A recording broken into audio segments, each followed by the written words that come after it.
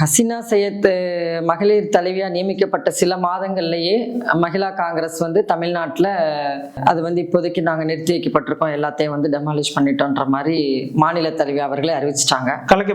கலைக்கப்பட்டதுன்னு சொல்லிட்டாங்க. என்ன காரணம்? நம்ம எல்லாருக்கிட்டையும் அவங்களோட அணுகுமுறையில் வந்து அதிருப்தி இருந்துட்டு இருந்தது. கட்சியில இல்லை, அதாவது மகளிர் காங்கிரஸ்ல வந்து மூத்த நிர்வாகிகளை வந்து அவங்க வந்து கொஞ்சம் உதாசீனப்படுத்துற மாதிரி நடந்துக்கிட்டாங்க. நாங்கள் நினைச்சிட்டு இருக்கோம் அந்த காரணம்னு. ஆனால் வந்து அவங்க எங்களுக்கு அறிவிச்சது எப்படின்னா, டெல்லியிலேயே வந்து தமிழ்நாட்டில் மகிழா காங்கிரஸ் வந்து முழுமையாக கலைக்கப்பட்டு விட்டது, இது வந்து இந்திய தேசம் முழுதும் அப்படிங்கிற மாதிரியும் சொன்னாங்க.